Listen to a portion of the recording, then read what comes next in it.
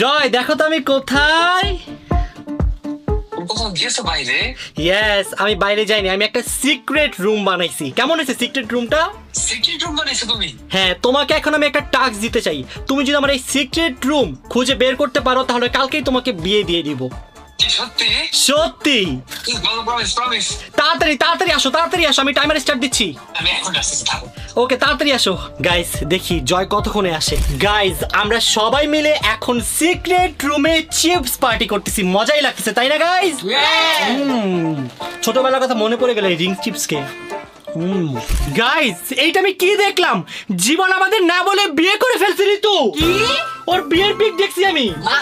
এই তোমাদের কি মাথায় সমস্যা নাকি? আমার বড় ভাইয়ের বিয়ে হয় না, আমার কেমনে বিয়ে হইব? সেটাই তো আমার কথা, জীবনের বিয়ে কেমনে হইলো? সেইটাই তো। গাইস, এটা দেখো কি লেখা। এইটা আমাদের বিয়ের পিক। একটা জীবন আর একটা মেয়ে। ঋতু দেখ। কোথায় কোথায়? দেখ দেখ দেখ, জীবন নাকি বিয়ে করছে।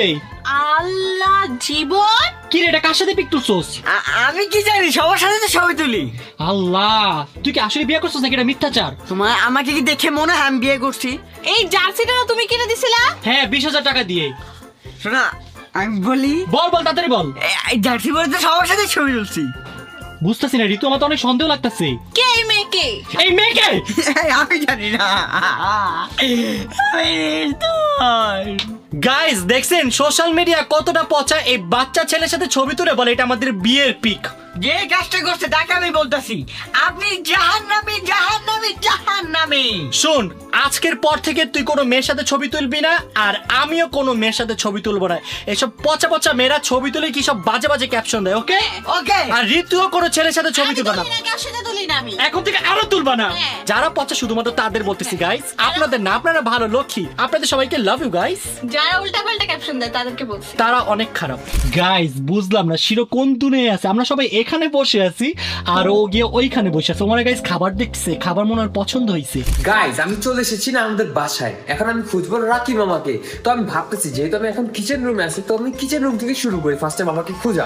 গাইস, জয় চলে আসছে, জীবন সিসিটিভি ফুটেজে দেখছে। সো এখন আমি টাইমারটা স্টার্ট করে দিব, দেখি ঋতুর আগে জয় আমাকে খুঁজতে পারে কিনা। দিয়ে দিলাম গাইস টাইমার স্টার্ট করে। ঋতু আমাকে মাত্র 1 মিনিট 10 সেকেন্ডে খুঁজছে, দেখি জয় আমাকে কতক্ষণে খুঁজে বের করতে পারে। ঋতু, তোর কি মনে হয় জয় কি তোর রেকর্ড ভাঙতে পারবে? না, কখনোই না। আমি শিওর জমা অনেক লেটে খুঁজবে তোমাকে। আচ্ছা, তুই এই জায়গাটা কিভাবে গেস করলি?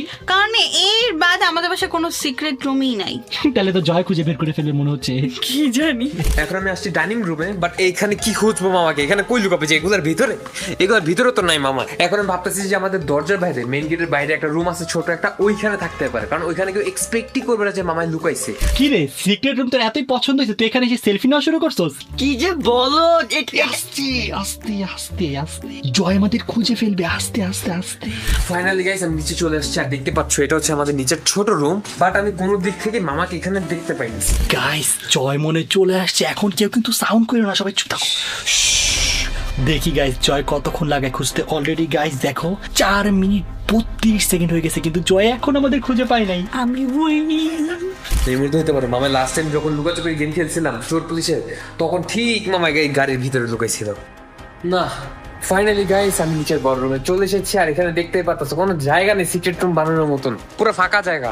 এখানে শুধু একটা মাত্র জায়গা আছে, সেটা হচ্ছে ওই ছোট একটা রুম। গাইস, জয় এখন লিভিং রুমে। I guess guys Joy guess করে ফেলছে। রুমে কি মামা লুকাবে? এখানে এই দুটি তো সব আছে, এখানে মামা যে লুকাবে এমন কোনো চান্সই নেই।